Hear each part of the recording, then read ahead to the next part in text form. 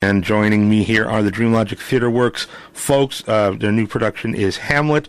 We got Scott McKinsey and Jack Sharkey here in the studio with me, and so let's get to some particulars and tell people where they can catch this performance, as well as sort of how you're showing it. I understand you're keeping your streak going of sort of a historic site, a notable non-regular theater site to put on your production. Yeah, we're really into that. The whole idea that we're playing with right now, and for the foreseeable future, I want to keep going with this, is it is promenade theater. That's the first thing to know, where you're not, the audience is not sitting in their side of the room, in their seats, in the dark, watching it from a distance while, we're up in the picture window putting on a play. All of these shows, the whole thing with Promenade is that the audience is in the same space with the actors, and so it's really immersive.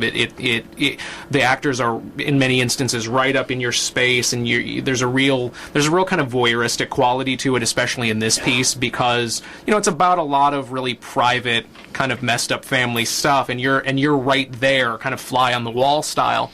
Right. So it's both very immersive and even slightly uncomfortable in an artistically good way. In kind of a hot way. Right, exactly. You're right there.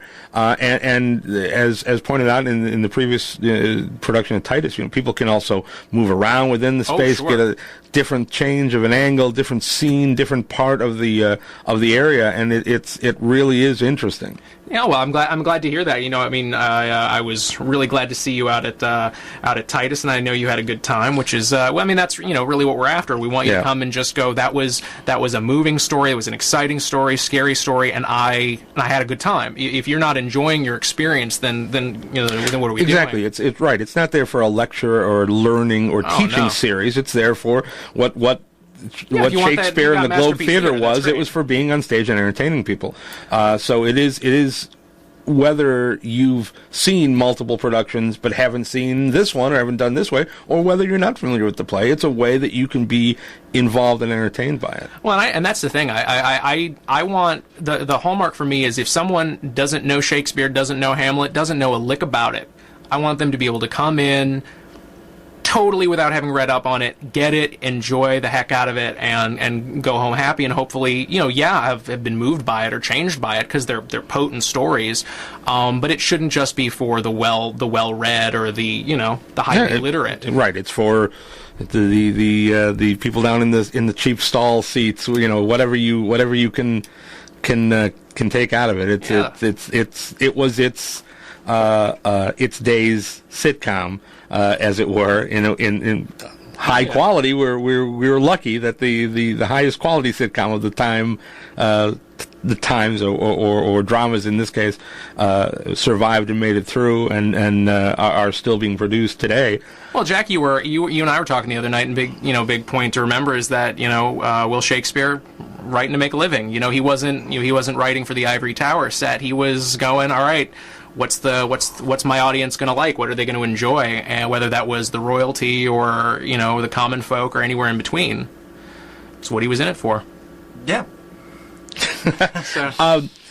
What for you, Jack, in stepping into this role? I mean, it's sort of the as I said, one of the pinnacle roles, especially for someone of your age, right? As an older man, Lear is a pinnacle role. Sort of more middle-aged, maybe Macbeth, et cetera, et cetera. So I know. I didn't say. We're not in the theater. Exactly. Superstitions die hard. The superstition within theater is you don't say the title, you call it the Scottish play. I was going to make a joke about the Danish play, but in any way.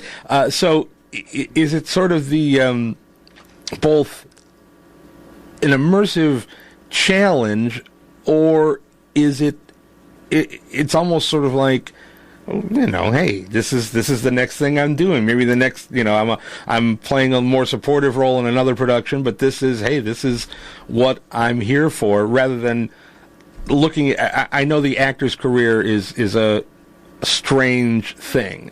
It's not something where you look at very necessarily much steps and stages, right? Mm-hmm. In answer to your question, yes. For my money, if I go into a production thinking, okay, I have to do it this way, then I've already lost. Right. because if I'm just doing it the same way that a preconceived notion, then who cares? Someone's going to watch it and go, oh, I could have watched this and gotten the same thing. So that's one of the things I really like about working with DreamLogic, is that there's never that preconceived notion that we're going to rehearse it one way and that's the way it's going to be. As a matter of fact, in previews, we had moments in the play that were totally different each night. This is the kind of show that you could come to it feeling totally different things about each character after each performance. So it's a collaborative venture too, where you're bringing those different things together and those different backgrounds as well as interpretation. Absolutely. And the audience plays a huge part. As we were talking about earlier, it is a promenade performance, and as such, there's no like, oh, the audience is about 20 feet. No, the audience is probably closer than I am to you right now, which is 5 feet. Right. So we immediately know whether or not what we're doing is catching or not catching, and how the audience perceives that, and we react to it. Yeah. It's intriguing, and it's not something that is seen a lot. It gives a different interpretation and brings things. It also, as I said, sort of brings a different level for the audience, where it's immersive as well as entertaining. It's not, what are you going to show me? It's where are you bringing me?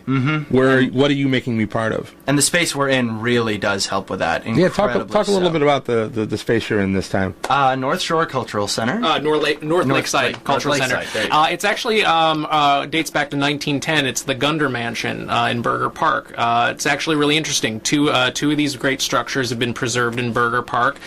This one actually was built by a pharmaceutical mogul back in the day, like you do, and got bought out by some monks a couple of decades ago. Now it's part of the Park District, and the whole idea that we run with, coming back to Jack's comment about sort of the quintessential bad Thanksgiving, is when it still looks pretty much just like it did when people lived in it. All the fixtures, all the hardwood floors. We really just put a lot of the furniture back, so that it's more in the state it is when people live there. But when you come in the front door, you come up to the bar. Because incidentally, that's something we offer in our performances, a cocktail segment before the show. So we got an open bar, but that bar is part of their home. It's the bar that the characters use too. So the second you're in it, you're in that environment, and you're in that space, and the actors come in, and you're in the stage before they are. Yeah. Actually, which is good fun. Just a little pertinent detail for location. Anyone who's not familiar with the Gunder Mansion, it's at 6219 Sheridan, right? Which is just a stone's throw from Loyola. So obviously Loyola students, we'd love to have you. But it's the Granville Red Line stop, right? About a block away. So it's really very accessible. It's right off the lake.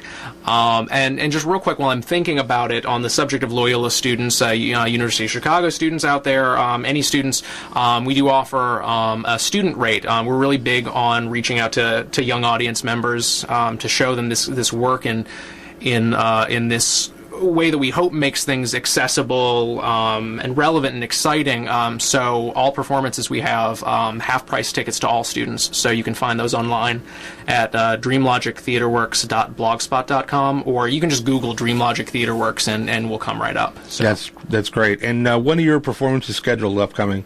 Well, this past weekend we had our two preview performances. Our official opening night is actually this Friday, February 18th, and we run Friday and Saturday nights through at least March 5th. That's great. So people got a couple chances there to go take a look. Absolutely. And that's more up in the general area where you guys have been based. Are you looking for potentially a permanent theater home in the Evanston or north side of Chicago area? I know that's a difficult potential I'll tell you what. Challenge. Yeah, it's funny. We've seen a couple of spaces that look adaptable enough that if we locked those in, we've said, yeah, we could probably adapt those enough that we'd be happy for a whole season or several seasons. But the thing that I dig the most is that this show and the last show, and hopefully all the shows going forward in the immediate, so we've been very fortunate in finding spaces where the story just fits. The story just fits in the environment as is. You know, you don't have to build a set, you don't have to make all that artifice, you just are in the right kind of environment to begin with. And if I could keep doing that for the next season, 2 seasons, 10 seasons, I would love it. Well, it's also this interesting adaptive use of the story, the actors, and the space, and as you said, presenting this in the promenade style so that the audience is involved. So, well, Jack, I'd be real curious because obviously, you know, Hamlet is has the most stage time of anybody in this piece, and you know, so much of it has to do with his dynamic. How has it affected you, being sort of in that 3-dimensional home environment for you? It's taken away any ability to quote unquote act. Like I am just saying important lines to be or not blah skull. Yeah. Which admittedly is very fun to spoof, but as an audience member I always kind of do the inward, oh no, how long till oh gosh, oh no. But I mean, it's made it very more conversationalist Hamlet. That's a great point. Like sits down, it's like, well, so here's what I'm going through. Does this make sense? I remember when I watched the Branagh filmic version, that's one of the things I thought he brought to it too, was taking these so-called important moments, and he's such an interesting and subtle actor as well as a presence that he turned a lot of these things into kind of a more contemplative, conversational thing rather than I'm acting here, notice me. But so that's clearly is something that this setting helps maintain. Much as I admire him, John Barrymore, I am not. So no, taking that, it's especially in our space, it has to be that very intimate approach to it, and I think it lets the audience actually feel like I'm part of this as opposed to I'm watching this, and I think that's the kind of most rewarding theater that an audience member can go see. Excellent.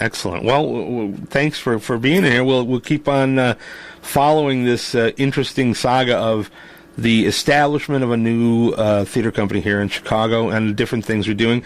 I know we've talked about it a little bit before about what you're looking at for your future. Have you thoughts yet on what you'll do after this? Well, see, if I told you, I'd have to kill you. No. That would not be fun. No, I know. That would be bad for you and your listeners. Not to mention for you. Well, yeah, I'm sure now that I've said it on the radio, that could be complicated. Fair enough. No. But when you're ready to talk about it, we certainly would like to know. Yeah, we're definitely going to be announcing what the next show is during the run of Hamlet. Okay. We're just sort of in final discussions. Give me one hint. Is likely the author of your next production been dead for some 500 years? No, actually, I can guarantee you that this is a promise that DreamLogic TheaterWorks' next production will not be by anyone who's been dead for more than 100 years. Excellent. Well, that's just a variety. So, and not breaking even that news. Much. Breaking news. Something different. Something new. So, if you have to, he'll also kill the author if he has to, so that they've only been recently dead. I've ruled nothing out. Fair enough. That's understandable completely. Well, thanks for joining us once again, and people can see these shows coming up starting this weekend up at the location again is called? Oh, sure. It's the North Lakeside Cultural Center, also known as the Gunder Mansion. It's at 6219 Sheridan, right by Loyola, off the Granville Red Line stop. And that's Friday and Saturday evenings, the 18th and 19th, 25th and 26th of February, as well as at least the 4th and 5th of March. Yes, and just one final thing. The doors open at 7:30. We have a half-hour cocktail reception. It's an open bar. It's included in the ticket price, whether you do student ticket or adult ticket. Obviously, you have to, you have to be of legal age to drink and bring your IDs, please. Bunch of 19-year-old students. We're really looking forward to it. You can still come enjoy the production. Yes, you definitely still can. We have soft drinks as well, and then curtain at 8. And it's DreamLogic TheaterWorks. Take a look at, is it DreamLogic TheaterWorks at blogspot.com for more info? Or you can just search for DreamLogic, one word, and Hamlet, and it'll come up. And we are also on Facebook, kids. That's right. All right. Well, thank you for joining me, gentlemen. That's Scott McKinsey and Jack Sharkey here on the Stonecipher Report.